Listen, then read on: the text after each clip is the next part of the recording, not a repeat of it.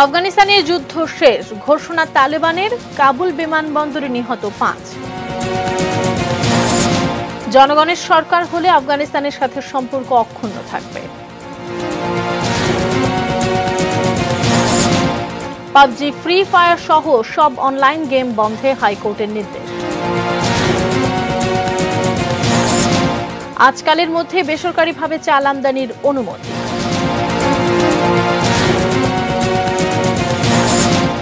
FS ফিন্যান্সের 1300 কোটি টাকা আত্মসাতের প্রমাণ দুদকের হাতে।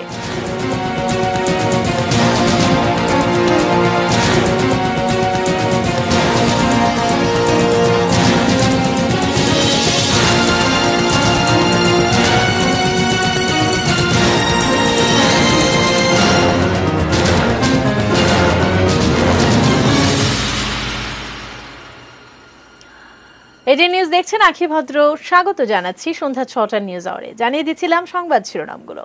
VSL angle channel HB VSL Bikrampur steel limited.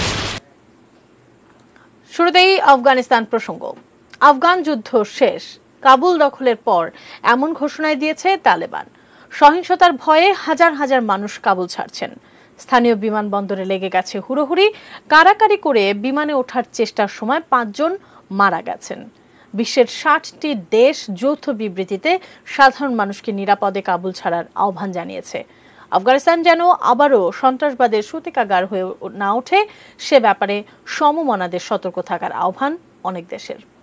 The presidential palace, what you are looking at right now. ভোর হতেই নতুন এক দেশ দেখছে আফগানবাসী। রাজধানী কাবুল দখল করে প্রেসিডেন্ট প্রাসাদের নিয়ন্ত্রণ নেওয়ার পর দেশ শাসনের প্রকৃত স্বাদ পেতে শুরু করেছে তালেবান। আফগান নাগরিকদের প্রত্যাশা পূরণ ও তাদের সমস্যা সমাধানই তালেবানের একমাত্র লক্ষ্য। এক বিবৃতিতে এভাবেই অবস্থান ব্যক্ত করেন সংগঠনের রাজনৈতিক ব্যুরো প্রধান মোল্লা আব্দুল গনি বারাদার।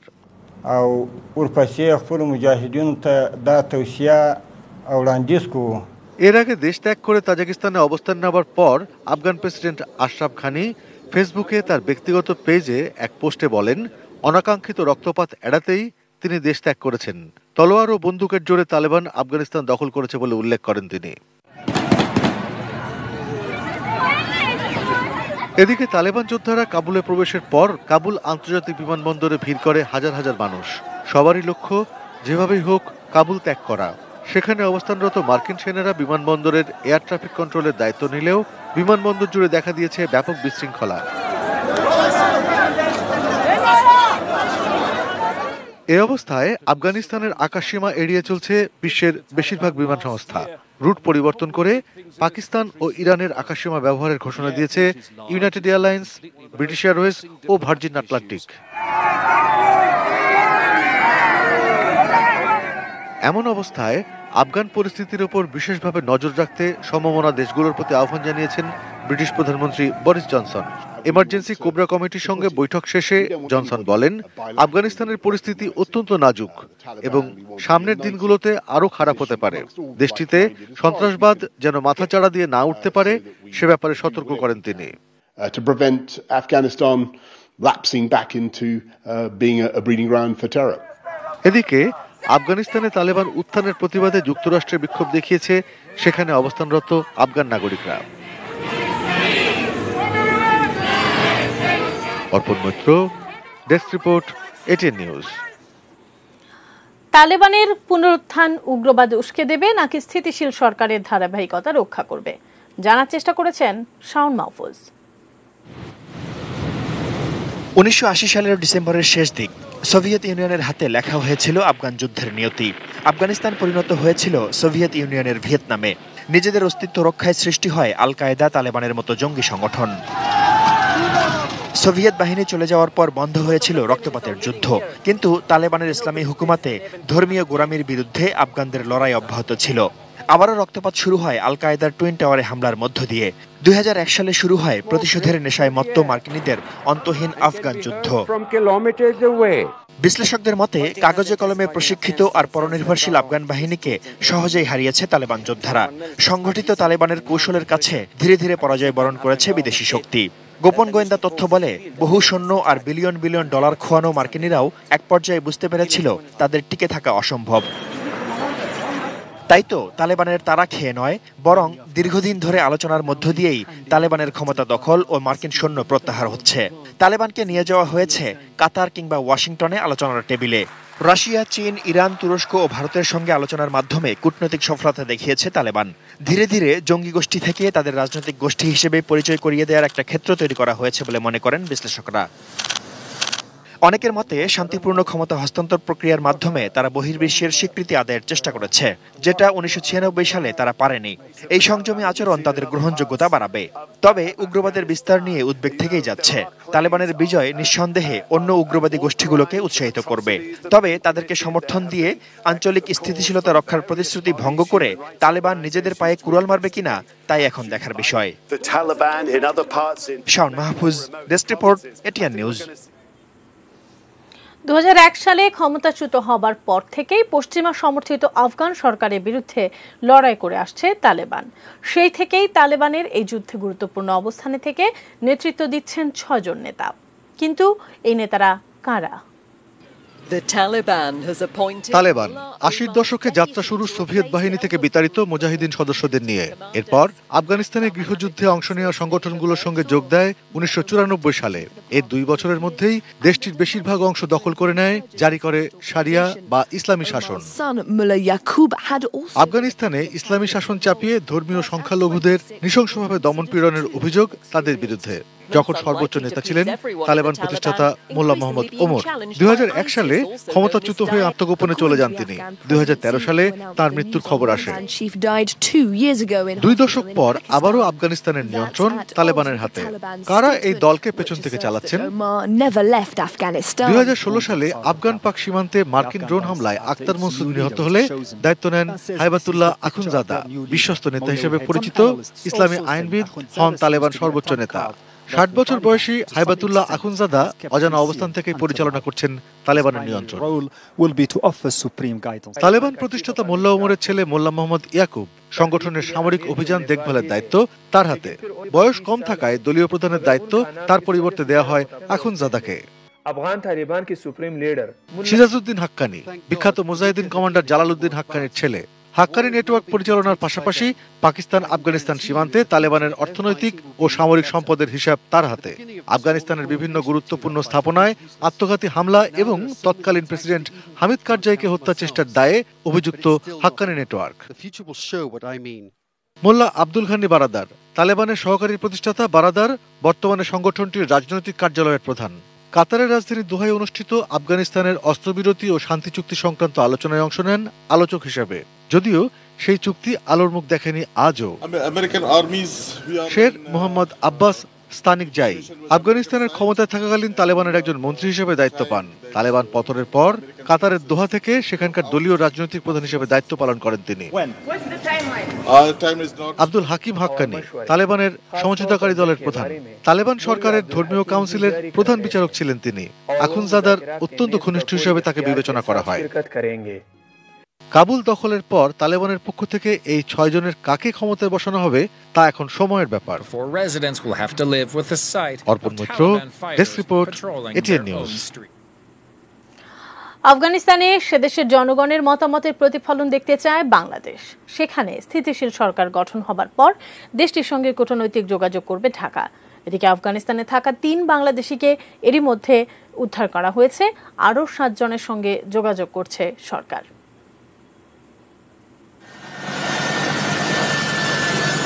তালেবানদের কাবুল দখলের পরপরই আফগানিস্তান ছাড়ার হিড়িক পড়েছে। কাবুলে প্রচণ্ড নিরাপত্তাহীনতায় ভুগছেন আটকে পড়া বিদেশি এবং উন্নয়ন কর্মীরা। বাংলাদেশ সরকারের কাছে থাকা তথ্য বলছে আফগানিস্তানে এখনো 7 বাংলাদেশি আটকে আছেন। আমরা ইতিমধ্যে 3 জনকে গতকালকে ইভ্যাকুয়েট করেছি। 7 জন আছেন যারা ওখানকার একটা টেলিকম কোম্পানিতে কাজ করেন। আমরা তাদের সাথে যোগাযোগ স্থাপন করেছি এবং তাদেরকে কিছু নির্দেশনা দিয়েছি। এর বাইরেও যদি আমরা নতুন করে আরও কিছু সন্ধান পাই অবশ্যই আমাদের উজবেকিস্তানে আমাদের তাশকান্দে দূতাবাস সার্বক্ষণিক যোগাযোগ রাখছেন। সম্ভাব্য নতুন তালেবান সরকার এরই মধ্যে যোগাযোগ করেছে চীন, রাশিয়া, ইরান সহ বিভিন্ন দেশের সঙ্গে। পরিবর্তিত পরিস্থিতিতে বাংলাদেশ কি করবে? আমরা চাই আফগানিস্তানের জনগণের মতামত এখানে প্রতিফলিত হোক, যতক্ষণ না পর্যন্ত একজন রাদার পার্মানেন্ট বলতে যদি তাদের কনস্টিটিউশন স্টিপুলেটস যেটা 4 বছরের সরকার বা যদি বলে 5 বছরের সরকার, এই 4 বা 5 বছরের ম্যান্ডেট নিয়ে কেউ না আসা পর্যন্ত আমরা তাদেরকে স্বাগত জানাতে পারি না। আফগানিস্তানে তালেবানদের নতুন উত্থান বাংলাদেশের পুরনো জঙ্গিবাদকে উস্কে দেবে কিনা সেই বিষয়ে সরকারের অবস্থান পরিষ্কার এবং কঠোর। 94 আজকে 2021 প্রেক্ষাপট পরিবর্তন হয়েছে এবং জঙ্গিবাদ এবং সন্ত্রাসবাদের যে খারাপ দিকগুলি এগুলি বাংলাদেশ এক্সপিরিয়েন্স করেছে, বাংলাদেশের মানুষকে আমরা বোঝাতেও সক্ষম হয়েছি এবং যারা এখনো বোঝেননি, যদি এরকম কোনো গ্রুপস বা জনগোষ্ঠী থেকে থাকেন তাদেরকেও সামনের দিনে আমরা বোঝাবো। গোয়েন্দা সংস্থাগুলি সজাগ আছেন এবং আমরা in coordination among these agencies আমরা কাজ করছি। Ashikur Rahman Apu, ATN news, Dhaka. আফগানিস্তানে তালেবানদের ক্ষমতা দখলের প্রভাবে বাংলাদেশেও জঙ্গিরা মাথাচাড়া দেওয়ার চেষ্টা করবে। সোমবার সাংবাদিকদের সঙ্গে মতবিনিময়ে এই আশঙ্কার কথা জানান ঢাকা মেট্রোপলিটন পুলিশের কমিশনার শফিকুল ইসলাম। বাংলাদেশে জঙ্গিবাদের শুরু 1990 দশকের গোড়ায় আফগানিস্তান ফেরত তালেবান জঙ্গিদের হাত ধরে। 1999 সালে যশোরে উদুচির সমাবেশে বোমা হামলা দিয়ে আত্মপ্রকাশ। এরপর নানা ছোট বড় হামলা করে বারবার অস্তিত্ব জানান দিয়েছে জঙ্গিরা। প্রশিক্ষিত এসব জঙ্গিরা বিভিন্ন সময়ে হাত মিলিয়েছে আল কায়দা ও আইএসের সঙ্গেও। তাই আফগানিস্তানের দখল আবারও তালেবানদের হাতে চলে যাওয়ায় চিন্তার ভাঁজ পড়েছে দেশের আইন শৃঙ্খলা বাহিনীর শীর্ষ নেতৃত্বে। এটির একটা ঢেউ কিন্তু আমাদের উপমহাদেশে সব দেশে লাগবে। কোনো ছাত্র অথবা আমার কোনো সন্তান হঠাৎ করে কাউকে কিছু না বলে বাড়ি থেকে চলে গেছে, কোনো যোগাযোগ নাই, কোনোভাবেই তার সাথে কানেক্ট করা যাচ্ছে না, এই তথ্যগুলো পুলিশকে জানানো। দেশি বিদেশি গোয়েন্দা সংস্থার তথ্যের ভিত্তিতে জঙ্গিদের গতিবিধি মনিটরিং এবং মোকাবেলার প্রস্তুতি নেওয়া হয়েছে বলেও জানান পুলিশের এই ঊর্ধ্বতন কর্মকর্তা। তারা বাংলাদেশে যদি ঢোকার চেষ্টা করে তাদের গ্রেপ্তার করা। Mofidul Topu, ATN news, Dhaka. আফগানিস্তান ও তালেবান প্রসঙ্গে আরো বেশ কয়েকটি প্রতিবেদন থাকছে সংবাদের পরের অংশগুলোতে, সেগুলো দেখার আমন্ত্রণ রইল। এবার অন্যান্য খবরে চোখ রাখছি। দেশের অনলাইন প্ল্যাটফর্ম থেকে পাবজি ও ফ্রি ফায়ারের মতো ক্ষতিকর গেম বন্ধের নির্দেশ দিয়েছেন হাইকোর্ট। এক রিটের প্রাথমিক শুনানি নিয়ে বিচারপতি মোহাম্মদ মুজিবুর রহমান মিয়া ও বিচারপতি মোহাম্মদ কামরুল হোসেন মোল্লার দ্বৈত বেঞ্চ আজ রুল সহ এই আদেশ দেন। রুলে আদালত জানতে চেয়েছেন PUBG, Free Fire, Likee, Bigo Live সহ ক্ষতিকারক সব গেম ও লাইভ স্ট্রিমিং অ্যাপ দেশের অনলাইন প্ল্যাটফর্ম থেকে অপসারণ করতে কেন নির্দেশ দেওয়া হবে না। দেশের অনলাইন প্ল্যাটফর্ম থেকে TikTok, Bigo Live, PUBG, Free Fire ও লাইকির মতো অনলাইন গেম ও অ্যাপ বন্ধ অথবা সরানোর নির্দেশনা চেয়ে গত 24 জুন মানবাধিকার সংগঠন ল অ্যান্ড লাইফ ফাউন্ডেশনের পক্ষে রিট করা হয়। রিটের পক্ষে শুনানি করেন আইনজীবী মোহাম্মদ হুমায়ুন কবির। তিনি জানান, অনলাইন গেম অ্যাপ তদারকি এবং এ বিষয়ে গাইডলাইন তৈরিতে কমিটি গঠন করতে কেন নির্দেশ দেওয়া হবে না সেটিও জানতে চাওয়া হয়েছে রুলে। লকডাউনকালীন সময়ে আমাদের বিশেষ করে শিক্ষা প্রতিষ্ঠানগুলি বন্ধ। এই সুযোগে আমাদের কোমলমতি শিক্ষার্থীরা দিন দিন আসক্ত হয়ে পড়ছে এই সব ক্ষতিকারক অনলাইন গেমস এবং অ্যাপসে, যেটি আমাদের কোমলমতি শিশুদের মানসিক বিকাশে বাধাগ্রস্ত হচ্ছে এবং তারা একটি নেশার জগতে আবদ্ধ হয়ে যাচ্ছে, যেটি আমাদের ভবিষ্যৎ প্রজন্মের জন্য, আমাদের জাতির জন্য অত্যন্ত ক্ষতিকর এবং আমাদের কোটি কোটি অভিভাবকরা অনেক শঙ্কিত। আজকালের মধ্যেই বেসরকারিভাবে চাল আমদানির অনুমতি দেয়া হবে বলে জানিয়েছেন খাদ্যমন্ত্রী সাধন চন্দ্র মজুমদার। সোমবার সচিবালয়ে সাংবাদিকদের সাথে আলাপকালে তিনি বলেন, আমদানির সুযোগ দেয়া হচ্ছে এমন খবরেই দাম কমতে শুরু হয়েছে। চাল আমদানি শুরু হলে দাম আরও কমবে। মন্ত্রী জানান, ইতিমধ্যে চালের আমদানি শুল্ক 62.5% থেকে কমিয়ে 25% নির্ধারণ করেছে সরকার। আগ্রহী আমদানিকারকদের 25 আগস্টের মধ্যে আবেদন করতে হবে। ভালো উৎপাদন এবং পর্যাপ্ত মজুত সত্ত্বেও দাম বাড়ার পেছনে মিলার, আড়তদার ও ব্যবসায়ীদের অধিক মুনাফার লোভকে দায়ী করেন খাদ্যমন্ত্রী। যাতে দাম বাড়াতে না পারে সেই জন্য তাদেরকে ডিমোরালাইজ করার জন্য আমরা বেসরকারিভাবে আমদানির জন্য আমরা অলরেডি মাননীয় প্রধানমন্ত্রীর কাছে লিখেছিলাম, উনি অনুমোদন দিয়েছেন। অলরেডি মোবাইল কোড করা এবং কেউ যদি মজুদ রাখে স্পেশাল পাওয়ার একটা মামলা করার জন্য আমাদের নির্দেশ দেওয়া আছে। লাইসেন্স বাতিল হবে, মিল মালিকদের মিলিং লাইসেন্স বাতিল করতে পারবো আমরা। অর্থলগ্নি প্রতিষ্ঠান এফএএস ফিন্যান্স অ্যান্ড ইনভেস্টমেন্টের ১৩০০ কোটি টাকা আত্মসাতের প্রমাণ দুর্নীতি দমন কমিশন দুদকের হাতে। তাদের বিরুদ্ধে হচ্ছে ২০টি মামলা। বিস্তারিত তাওহিদ সৌরভের রিপোর্টে। অর্থ আত্মসাৎ করা আরও একটি প্রতিষ্ঠানের বিরুদ্ধে ব্যবস্থা নিতে যাচ্ছে দুদক। এফএএস ফাইন্যান্স অ্যান্ড ইনভেস্টমেন্ট নামের এই প্রতিষ্ঠানের ৩ ডজন কর্মকর্তাকে জিজ্ঞাসাবাদের জন্য ডাকা হয়েছে। এর মধ্যে সোমবার ১ ডজন কর্মকর্তা দুদকে হাজির হন, যারা এফএএস ফাইন্যান্সের ২০টি কাগজের প্রতিষ্ঠানে কাজ করতেন। গোয়েন্দা তথ্যের ভিত্তিতে দুদক জানতে পারে এসব কর্মকর্তার মাধ্যমে অর্থ আত্মসাৎ হতো। আমরা যা করছি সমস্ত তৎকালীন ম্যানেজিং ডিরেক্টর তার নির্দেশে আমাদেরকে করা হয়েছে, যেটাকে বলা হয় অর্থ কেলেঙ্কারি, এই ধরনের কিছু। তো এটা নিয়ে আমাদেরকে, আমরা জুনিয়র অফিসার ছিলাম, আমাদের যা জিজ্ঞাসা করার জন্য। এফএএস ফাইন্যান্স অ্যান্ড ইনভেস্টমেন্টের কাগজের প্রতিষ্ঠানগুলোর অন্যতম Sandip Corporation, Greenland Investment, MTV Marine, Tamim Talha Marine Trust. Dudak বলছে জিজ্ঞাসাবাদে গুরুত্বপূর্ণ তথ্য পেয়েছেন তারা। ২০টা প্রতিষ্ঠানের অনুকূলে ১৩০০ কোটি টাকা ঋণ হিসাবে ওনারা দিয়েছে এবং অনুমান করা হচ্ছে যে এই প্রতিষ্ঠানগুলো ঋণ নেওয়ায় এরা সহযোগিতা করে অন্যায় করেছে এবং এর মাধ্যমে এই টাকা পয়সাগুলো তাদের পাওয়ার যোগ্যতা নেই, তারপরেও তারা পেয়েছে। এফএএস ফাইন্যান্সের এই ১৩০০ কোটি টাকা আত্মসাতের পেছনে প্রশান্ত কুমার ওরফে পিকে হালদারের সংশ্লিষ্টতা খুঁজে দেখছে দুদক। তাওহিদ সৌরভ, এটিএন নিউজ, ঢাকা। এবার বিকন ফার্মাসিউটিক্যালসের সৌজন্যে corona news update.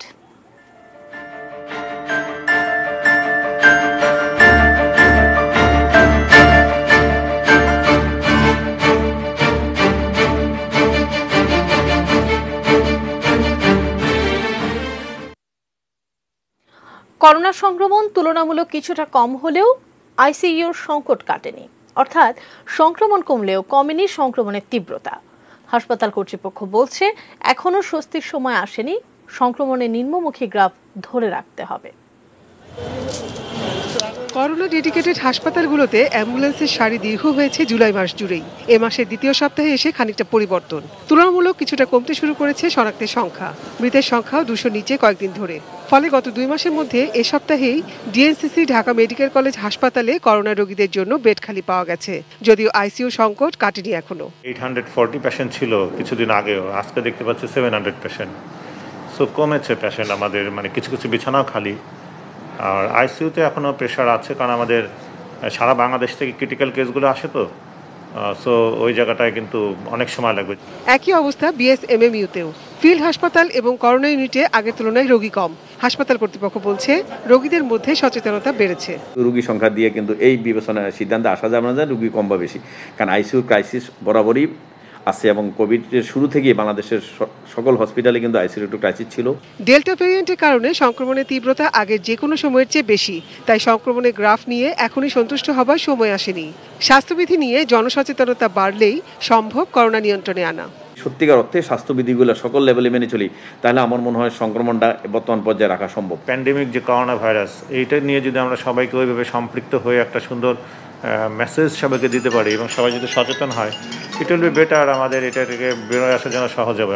Nazia Afrin, ATN news, Dhaka. সময় হলো বাইজেস্টের বিরতি নেবার, এরপর জানিয়ে ফিরছি। রওশন এরশাদ আইসিইউতে।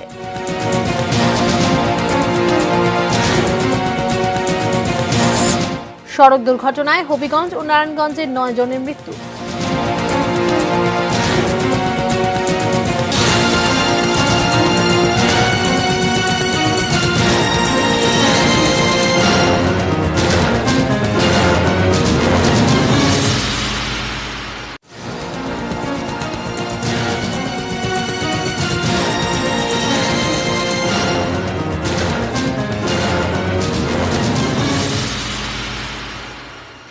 বিরতির পর ফিরে এসে সবাইকে আরো একবার আমন্ত্রণ নিউজ আওয়ারে।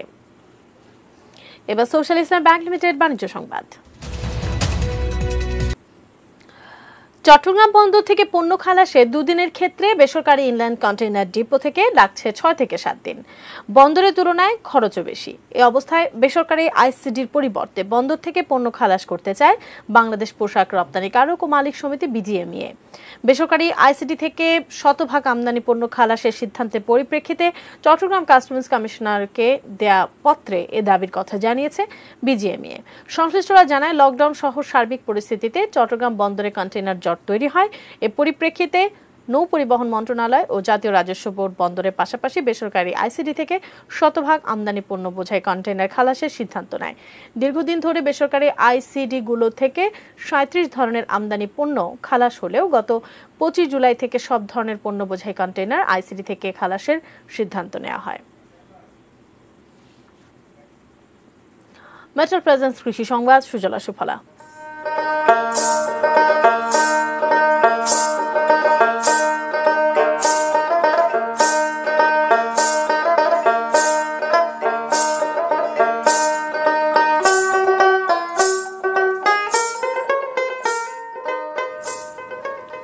কয়েক বছর ধরে ভালো লাভ হওয়ায় জয়পুরহাটে পাটের আবাদ বাড়ছে। জেলায় এবছর 3100 হেক্টর জমিতে পাট চাষ হয়েছে গত বছরের তুলনায়, যা প্রায় 200 হেক্টর বেশি। পোকার আক্রমণ না থাকায় ফলনও হয়েছে ভালো। এরই মধ্যে জেলার 70% পাট কাটা শেষ। বিঘা প্রতি 10 থেকে 15 হাজার টাকা খরচ করে 25 থেকে 30 হাজার টাকা বিক্রির আশা চাষিদের। তবে আশেপাশের খাল ও পুকুর ভরাট হয়ে যাওয়ায় পাট জাগ দেয়া নিয়ে বিপাকে পড়েছেন তারা। রয়েছে শ্রমিক সংকটও।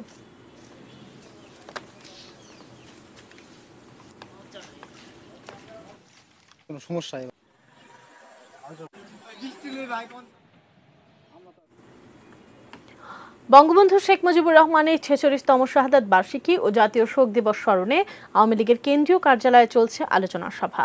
এতে ভার্চুয়ালি যুক্ত হয়ে বক্তব্য রাখছেন প্রধানমন্ত্রী শেখ হাসিনা। আমরা সরাসরি যুক্ত হচ্ছি সেই অনুষ্ঠানে।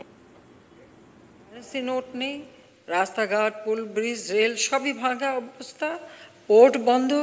সেই অবস্থার মধ্যে যখন তিনি দেশের পরিচালনা করছেন, আপনারা একটা জিনিস চিন্তা করেন, 72 সালের 10 জানুয়ারি তিনি এসছেন, কিন্তু সেই 72 সাল থেকেই কিন্তু ষড়যন্ত্র শুরু। মুক্তিযোদ্ধাদের মধ্যে বিভক্ত হলো, জাসদ সৃষ্টি হলো, যারা পাকিস্তানি হানাদার বাহিনীর দোসর, যারা বড় বড় নেতা ছিল তারা তো পাকিস্তানি পাসপোর্ট নিয়ে অনেকেই চলে গেছে, আর যারা এই দেশের ছিল তারা কোথায় গেল? তার জন্য হঠাৎ উধাও হয়ে গেল। তার সব যে আন্ডারগ্রাউন্ড পার্টির সাথে মিশে গেল। আর আমাদের দেশের সেই সময় যদি আপনারা পত্রপত্রিকা পড়েন, আপনারা আজকে পিছনে কে আছে না আছে খুঁজে বেড়াচ্ছেন, বেশি তো খোঁজার দরকার নাই। আপনারা তখনকার যে পত্রপত্রিকায় বা তখনকার যাদের বক্তব্য সেগুলো একটু খুঁজে বের করেন, অনেক খবর আপনাদের কাছে স্পষ্ট হয়ে যাবে যে দেশটা স্বাধীন হওয়ার পরে একটা রাষ্ট্র পরিচালনায় বছরের পর বছর লেগে যায় সেই বিধ্বস্ত বাংলা একটা দেশ গড়তে। সেখানে একটি বছরও সময় দেওয়া হলো না, সাথে সাথে সমালোচনা শুরু হলো, আর ধৈর্য ধরা হলো না। এটা নাই, ওটা নেই, এটা হবে না কেন, ওটা হবে না কেন, এটা হচ্ছে না কেন, এটা নানা কথা লেখা হলো। তা কারা লিখেছিল, কাদের খুশি করতে, এবং কারা এই হত্যাকাণ্ডের জন্য একটা মানে অবস্থানটা তৈরি করছিল, যেটাকে বলে গ্রাউন্ড প্রিপেয়ার করা, সেটা কারা করছিল? আমি জানি যারা সরাসরি হত্যা করেছে, যারা নিজেরা স্বীকার করেছে। বিবিসি ইন্টারভিউতে রশিদ ফারুক বসে তারাই বলেছে, বিবিসি ইন্টারভিউতে বলেছে যে তারা হত্যা করেছে। তার কারণ তারা একটা চেষ্টা ছিল বঙ্গবন্ধু শেখ মুজিবকে জনগণের কাছ থেকে বিচ্ছিন্ন করার, এবং সেইভাবে অনেক অপপ্রচার চালিয়েও তাকে জনগণের কাছ থেকে দূরে সরাতে পারে নাই। আর সরাতে পারে নাই বলেই তারা এই হত্যাকাণ্ডটা ঘটিয়েছে। এটা হলো বাস্তবতা। কাজে তখন যারা সমালোচনা লিখেছে, যখন যারা বক্তব্য দিয়েছে, তারা তো এদেরই দোসর হিসেবে গ্রাউন্ড তৈরি করছিল। সেটা একটু আপনারা স্মরণ করে রাখবেন, তাহলে আপনাদের বেশি দূর যেতে হবে না এসব খুঁজতে। কেউ কমিশন গঠন করতে বলছেন, তার এ দাবি করছেন, ও দাবি করছেন, খুব ভালো কথা, কিন্তু সেই সাথে এটাও এই জিনিসগুলো আগে পড়ে দেখেন, অনেক কিছু আপনাদের কাছে সকলের কাছে স্পষ্ট হয়ে যাবে সকলের কাছে স্পষ্ট হয়ে যাবে। কাজে আমি এইটুকুই বলবো, আজকে খুনিদের বিচার হয়েছে, এখনও যারা কয়েকজন পলাতক, তার মধ্যে ডালিম পাকিস্তানি আছে তখন থেকে, রশিদ পাকিস্তান এবং লিবিয়া এই দুই জায়গায় থাকে, মাঝে মাঝে ডালিম কেনিয়াতেও যায় বা অন্যান্য দেশে যায়, সে পাকিস্তানি পাসপোর্ট নিয়েই চলে। আর রাশেদ নূর তারা তো একজন কানাডায় আর একজন তো আমেরিকায় আছে, এরকম মুসলিউদ্দিন তাকে তার খোঁজ মাঝে মাঝে পাওয়া যায়, মাঝে মাঝে পাওয়া যায় না, এই একটা অবস্থার মধ্যে আছে। কিন্তু পাকিস্তানি সরকারকে বহুবার বলা হয়েছে, তারা এটা স্বীকারও করে না, কখনো তাকে দেয়ও না। আর নূর কানাডা, আপনারা জানেন যে যখন একসময় নূরকে ওখান থেকে ডিপোর্ট করার কথা ছিল, সেই সময় কানাডায় যে আমাদের হাই কমিশনার ছিল, সে ছিল মোস্তাকের যে দ্বিতীয় স্ত্রীর আগের পক্ষের ছেলে রফিক, সে ছিল তখন কানাডায় হাই কমিশনার। সে কিন্তু একজন মানে আমি বলবো রাষ্ট্রদূত হিসেবে তার যে দায়িত্বটা পালন করা উচিত ছিল, সে কিন্তু সেই দায়িত্বটা পালন করে নাই। কাজে নূরকে সে ডিপোর্ট করার কোনো ব্যবস্থাই নেয়নি, কারণ এখানে হাই কমিশনারটার দায়িত্ব থাকতে হয়। তারপর থেকে কেস করে আছে, আমরা ওখানে আমাদের প্রবাসী বাঙালিরাও এবং আমরাও সেই চেষ্টা চালাচ্ছি তাকে কোনোভাবে ফিরে আনা যায় কিনা। কারণ 15 আগস্টের হত্যাকাণ্ড শুধু কামালের সাথে কলের ওসমানীর এডিসি হিসেবে নূর আর কামাল একসাথে কাজ করত। যখন এই গুলি চলে, নূর হুদয় এরা যখন ঢোকে, ফারুকও তখন ওখানে, কামাল ওকে দেখেই বলেছিল আপনারা এসে গেছেন, দেখেন বাসাকে আক্রমণ করছে, কিন্তু এই কথা শেষ করতে পারেনি, সাথে সাথে ওরা গুলি চালায়। কামালকেই প্রথমে হত্যা করে, তারপর তো জাতির পিতাকে হত্যার সঙ্গেও এরা জড়িত। কাজে এই ঘটনা তারা ঘটিয়েছে, পাশে যারা ছিল আর যারা এভাবে ক্ষেত্র প্রস্তুত করেছে, সবাই কিন্তু সমানভাবে দোষী। হ্যাঁ, আমি আরও অনেক ঘটনা জানি, কিন্তু আমি শুধু আগে হত্যার বিচার করাটা খুবই জরুরি ছিল, সেটা করেছি, এবং ধীরে ধীরে একদিন কারা জড়িত ছিল সেটাও বের হবে, এবং সেদিনও খুব বেশি দূরে না।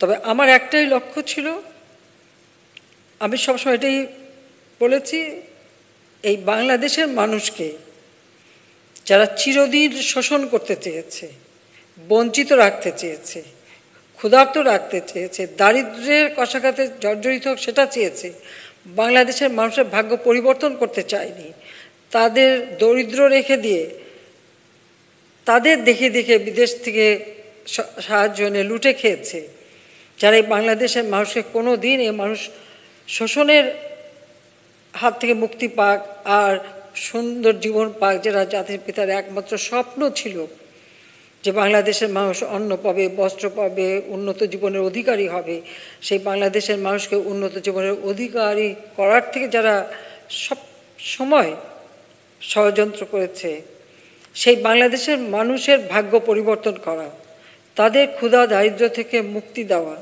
তাদের জীবনটা উন্নত করা, তাদের জীবনটাকে সুন্দরভাবে গড়ে তোলা, প্রত্যেকটা ঘরে ঘরে আলো জ্বালা, তাদের শিক্ষার ব্যবস্থা, তাদের খাদ্যের ব্যবস্থা, তাদের চিকিৎসার ব্যবস্থা, তাদের উন্নত জীবনের ব্যবস্থা, যেটা আমার বাবার আজীবনের লালিত স্বপ্ন। এতক্ষণ মাগরিবের আজানের বিরতির থেকে ফিরে আমরা আবারও এসেছি নিউজ আওয়ারের বাকি আয়োজনে। বঙ্গবন্ধু শেখ মুজিবুর রহমানের 46তম শাহাদাত বার্ষিকী ও জাতীয় শোক দিবস স্মরণে আওয়ামী লীগের কেন্দ্রীয় কার্যালয়ে আলোচনা সভা চলছে এবং আপনারা দেখছিলেন আমরা সরাসরি প্রধানমন্ত্রী শেখ হাসিনার বক্তব্যে ছিলাম। এই পর্যায়ে আমরা আবারও সেই আয়োজনে ফেরত যাচ্ছি। না দিয়ে আমার চলার এই স্বাধীনতা ব্যর্থ হতে পারে না, এ সফল হবে, আর এর সফলতা বাংলাদেশের প্রত্যন্ত একটা গ্রামের মানুষের ঘরে পৌঁছাবে, তাদের জীবন উন্নত হবে। এই একটা প্রতিজ্ঞা নিয়েই সমস্ত বাধা বিঘ্ন যা কিছু এসছে সব কিছু, হ্যাঁ, আমি সেগুলি অতিক্রম করার চেষ্টা করেছি। সেই সাথে সাথে আমাদের পার্টির নেতা কর্মী আমি বলবো সকলেরই সহযোগিতা পেয়েছি। হ্যাঁ, মানুষ মাত্রই আছে যে তাৎক্ষণিক কিছু পাওয়ার জন্য যারা অস্থির হয়ে পড়ে, তারা যে কোনো দুঃসময় দেখলেই ঘাবড়ে যায়, ভয় পেয়ে যায়। আর সেটা আসে তাদের মধ্যে যাদের মধ্যে অর্থের লোলুপতা থাকে, যারা রাজনীতির মধ্য দিয়ে ব্যাপক ধন সম্পদ কামাই করে শুধু ওই মানে অর্থের লোলুপতা নিয়েই বাঁচে, তারা দুঃসময় দাঁড়াতে পারে না, তারা আত্মসমর্পণ করে। আর যারা এর ঊর্ধ্বে উঠতে পারে, তারা যে কোনো বাধা আসুক তা অতিক্রম করতে পারে এই কারণে যে সততাই শক্তি, আর এই সততা দিয়েই এগিয়ে যাওয়া যায়। আর সেটাই সম্পদ, বড় সম্পদ। ধন দৌলত কারো চিরদিন থাকে না। করোনা ভাইরাসে আজকে সারা বিশ্ব তোলপাড়। আজকে বিশ্বের কি অবস্থা, কই টাকা পয়সা অর্থ সম্পদ কাজে লাগছে না। একটা অদৃশ্য একটা দেখা যাচ্ছে অসুখ, যার এখনও তেমন কোনো হদিস করতে পারল না এটা কি, অথচ সেটাই সারা বিশ্বকে স্থবির করে দিয়েছে। অর্থনৈতিক স্থবিরতা এসেছে, মানুষের জীবন একটা আতঙ্ক। সে আতঙ্কটা কার জন্য, কিসের জন্য? সে আতঙ্ক, এই একটা অদৃশ্য বস্তুর আতঙ্কেই সব বিশ্ব কিন্তু স্থবির। এটা মাথায় রাখতে হবে। এখানে কারো সম্পদও কাজে লাগছে না, অস্ত্রও কাজে লাগছে না। যারা অস্ত্র নিয়েই তাদেরও কোনো কাজে লাগে না। এটাই হলো বাস্তবতা। একটা অদৃশ্য শক্তি যে আল্লাহ আছে, আল্লাহ সেটাই মাঝে মাঝে বোধহয় মানুষকে স্মরণ করিয়ে দেয় যে তোমার কোনো শক্তি, তোমার অস্ত্রের শক্তি, অর্থের শক্তি, ধন সম্পদের শক্তি, কোনো শক্তি কাজে লাগবে না। সময় এমন অবস্থা হতে পারে, এটাই শিক্ষা দিয়েছে। তারপরে বলবো যে করোনা ভাইরাস মোকাবিলায় সবাইকেই মানে সাবধান থাকতে হবে। আর জাতির পিতা রক্ত দিয়ে গেছেন এদেশের মানুষের জন্য, রক্ত দিয়ে গেছেন আমার মা, আমার ভাইয়েরা। আমিও সেই রক্ত দিতেই বাংলাদেশে পা রেখেছি। কাজে আমিও জানি আমার জীবনের কোনো মায়া নেই, আমার কোনো কিছু চাওয়ার নেই। আমার একটাই চাওয়া যে যে আদর্শ নিয়ে আমার বাবা এদের স্বাধীন করেছেন, স্বাধীনতা সেই আদর্শ বাংলার মানুষের কাছে পৌঁছে দেবো, এটাই আমাদের প্রতিজ্ঞা। তো আজকে 15ই আগস্টের এটাই আমাদের প্রতিজ্ঞা হবে যে ওই রক্ত কখনো বৃথা যায়নি, বৃথা যাবে না, বৃথা যেতে আমরা দেব না। এদেশের মানুষের, দুঃখী মানুষের মুখে হাসি ফুটিয়ে আমার বাবা মা ভাইয়ের আত্মা যেন শান্তি পায়, সেটাই আমি চাই। এবং দেশবাসীর দোয়া চাই যেন আমরা অনেক দূর এগিয়ে গেছি। আজকে আমরা সুবর্ণ জয়ন্তীটাও পালন করার সুযোগ পেয়েছি, মৃত্যুকে সামনাসামনি দেখেছি, কিন্তু কোনোদিন আমি ভীত হইনি, আর আমি ভীত হব না। কারণ আমি তো প্রস্তুত, আমি তো জানি যে কোনো মুহূর্তে আমাকে চলে যেতে হবে। যতটুকু সময় আছে দেশের জন্য কতটুকু করতে পারি যেন আমার আব্বার আত্মাটা শান্তি পায়, সেটুকুই আমি চাই।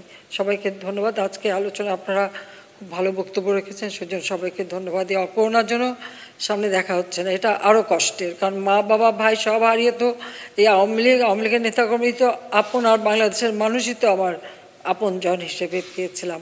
তো করোনা আবার ঘরে বন্দি করেছে, সেটাই হচ্ছে সবচেয়ে দুঃখের বিষয়। তো এই অবস্থা থেকে বাংলাদেশ মুক্তি পাক, সেটাও আমি চাই। সবাইকে ধন্যবাদ। জয় বাংলা, জয় বঙ্গবন্ধু, বাংলাদেশ চিরজীবী হোক। আমরা শুনছিলাম প্রধানমন্ত্রী শেখ হাসিনার বক্তব্য। আছে নিউজ আওয়ারে এ পর্যায়ে একটা বিরতি নিচ্ছি, সঙ্গে থাকুন, ফিরছে আরো কিছু খবর নিয়ে।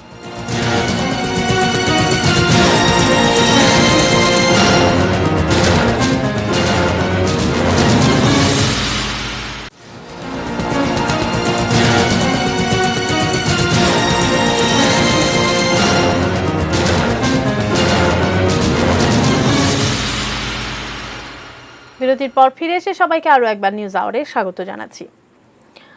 জাতীয় সংসদের বিরোধী দলীয় নেতা রওশন এরশাদকে ঢাকা সেনানিবাসের সম্মিলিত সামরিক হাসপাতাল সিএমএইচ এর আইসিইউতে নেওয়া হয়েছে। শনিবার নিয়মিত স্বাস্থ্য পরীক্ষায় রওশনের ফুসফুসে অস্বাভাবিক মাত্রায় কার্বন ডাই অক্সাইডের উপস্থিতি দেখা যায়।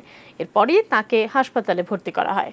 আজ দুপুরে তাকে নেওয়া হয় নিবিড় পরিচর্যা কেন্দ্রে। জাতীয় পার্টি ও পরিবার সূত্র জানিয়েছে বর্তমানে তার অবস্থা স্থিতিশীল। ৭৮ বছর বয়সী রওশন এরশাদ ময়মনসিংহ ৪ আসনের সংসদ সদস্য। ১০ম সংসদের পর বর্তমান একাদশ জাতীয় সংসদেও তিনি বিরোধী দলীয় নেতার দায়িত্ব পালন করছেন।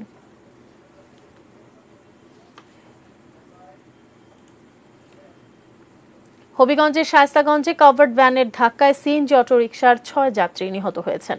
নারায়ণগঞ্জের রূপগঞ্জে সড়ক দুর্ঘটনায় মারা গেছেন 3 জন। সকাল 8:30টায় শায়েস্তাগঞ্জের অলিপুরে ঢাকা সিলেট মহাসড়কে নসরতপুর গেট এলাকায় এই দুর্ঘটনা ঘটে। পুলিশ জানায় শায়েস্তাগঞ্জ থেকে যাত্রী নিয়ে সিএনজি অটোরিকশাটি অলিপুর যাচ্ছিল। অলিপুর এলাকায় ঢাকা থেকে ছেড়ে যাওয়া সিলেটগামী একটি কভার্ড ভ্যান পেছন থেকে ধাক্কা দিলে অটোরিকশার 4 জন পুরুষ ও 2 জন নারী ঘটনাস্থলে মারা যান। আহত একজনকে হাসপাতালে পাঠানো হয়েছে। হতাহতদের সকলেই অটোরিকশার যাত্রী ছিলেন। এদিকে ভোরে নারায়ণগঞ্জের রূপগঞ্জে ট্রাক ও প্রাইভেট কারের মুখোমুখি সংঘর্ষে 3 জন নিহত হয়েছেন। এশিয়ান হাইওয়ে বাইপাস সড়কের ভুলতা মুন্সি পাম্পের সামনে এই দুর্ঘটনা ঘটে।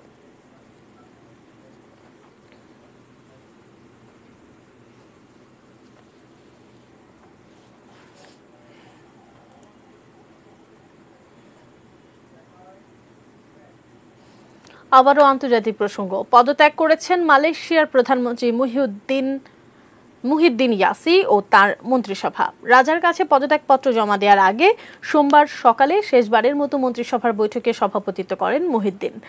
সামাজিক যোগাযোগ মাধ্যমে মুহিদ্দিন ও তার মন্ত্রিসভার পদত্যাগের বিষয়টি নিশ্চিত করেন করোনা টিকা কর্মসূচির দায়িত্বে থাকা বিজ্ঞানমন্ত্রী খায়রি জামালউদ্দিন। কোয়ালিশন সরকারের মধ্যে নেতৃত্বের কোন্দল ও করোনা পরিস্থিতি সামাল দেয়া নিয়ে পদত্যাগের জন্য চাপ বাড়ছিল প্রধানমন্ত্রীর ওপর। কোয়ালিশনের মধ্যে দ্বন্দ্বের সুবাদে নাটকীয়ভাবে মাহাথির মোহাম্মদকে হটিয়ে ক্ষমতায় আসেন মুহিদ্দিন। 17 মাস ক্ষমতায় ছিলেন তিনি। কে তার স্থলাভিষিক্ত হবেন তা এখনো স্পষ্ট নয়।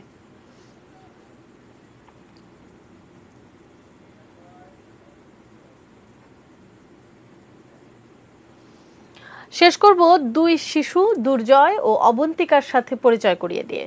দুর্জয় ও অবন্তিকা রাজ পরিবারের 2 শিশু, আদরে আহ্লাদে বেড়ে উঠছে। বাবার নিষ্ঠুরতা থেকে বাঁচাতে মায়ের সাথে তাদের রাখা হয়েছে আলাদা ঘরে। বিস্তারিত জানাচ্ছেন সাজেদা সুইটি। দুর্জয় ও অবন্তিকার বয়স মাত্র 2.5 মাস। করোনাকালে চিড়িয়াখানা বন্ধ থাকায় তেমন কোনো লোক সমাগম এখনো দেখেনি তারা। 26শে মে জন্ম নেওয়া এই 2 শাবক নির্বিঘ্ন পরিবেশ পেয়ে ভেতরে ছোট্ট পরিসর ছেড়ে পুরো খাঁচায় ঘুরে বেড়াতে শিখেছে। অবশ্য জন্মের 4.5 মাস অবধি লোক সমাগম থেকে দূরেই রাখার নিয়ম শাবকদের। আপাতত ছোট ছোট পা ফেলে মায়ের গা ঘেঁষে চলা আর আদর কাটতেই ব্যস্ত তারা। বাঘের স্বভাব অনুসারে বাবা বাঘের কাছে তারা নিরাপদ নয়, তাই জন্মের পর থেকে মা বেলির সান্নিধ্য পেলেও বাবা টগর ভিন্ন খাঁচায়। অবশ্য তাতে তেমন কোনো ভ্রুক্ষেপ আছে বলে মনে হলো না টগরের। আপাতত মাংসের বড় টুকরা পেলেই চলছে। নিরিবিলি চিড়িয়াখানায় প্রজনন উপযুক্ত পরিবেশ থাকায় প্রাণীরা বাচ্চা দিচ্ছে এবং তাদের যত্নের জন্য সবকিছু করা হচ্ছে, জানান কিউরেটর। পরে আমাদের একটা রেস্ট্রিকশন থাকবে, সবাই কিন্তু সেখানে যেতে পারবে না এবং একটা নির্দিষ্ট সময়ে যখন আমরা খাবার দেবো সেই সময় শুধু মানুষ একটু দূর থেকে দেখতে পারবে। আমরা একটা নির্দিষ্ট দূরত্ব আমরা কিন্তু সেখানে মেইনটেইন করাবো। দুর্জয় ও অবন্তিকার জন্ম নিবন্ধনের আয়োজনে এসে মৎস্য ও প্রাণী সম্পদ মন্ত্রী জানান চিড়িয়াখানা আধুনিকায়নের পরিকল্পনা তাদের। প্রাণীরা খাঁচায় নয়, ভবিষ্যতে সাফারি ব্যবস্থায় থাকবে। ইতিমধ্যে আমরা কনসালট্যান্ট নিয়োগ করেছি, কনসালট্যান্টরা কাজ করতেছেন, কাজের অগ্রগতিও রয়েছে। কিন্তু করোনাকালীন পরিস্থিতিতে হয়তো কিছু কিছু জায়গায় আমরা একটু পিছিয়ে পড়েছি। Sajida Sweety, ATN news, Dhaka. News hour শেষ করব, তবে তার আগে এক নজরে শিরোনামগুলো দেখে নেব আরেকবার। আফগানিস্তানের যুদ্ধ শেষ, ঘোষণা তালেবানের। কাবুল বিমানবন্দরে নিহত 5। জনগণের সরকার হলে আফগানিস্তানের সাথে সম্পর্ক অক্ষুণ্ণ থাকবে। পাবজি, ফ্রি ফায়ার সহ সব অনলাইন গেম বন্ধে হাইকোর্টের নির্দেশ। আজকালের মধ্যে বেসরকারিভাবে চাল আমদানির অনুমতি।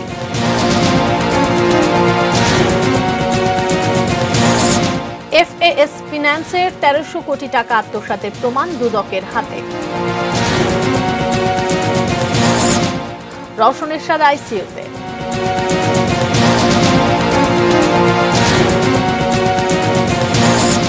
সড়ক দুর্ঘটনায় হবিগঞ্জ ও নারায়ণগঞ্জে 9 জনের মৃত্যু।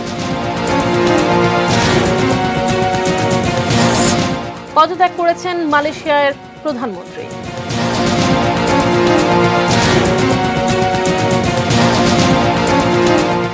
এই ছিল নিউজ আওয়ারে। সঙ্গে থাকুন, দেখতে থাকুন ATN নিউজ। আর ATN নিউজ ব্রেকিং নিউজ আপনার মোবাইলে পেতে স্টার্ট লিখে স্পেস দিয়ে লিখে পাঠিয়ে দিন 595 নম্বরে।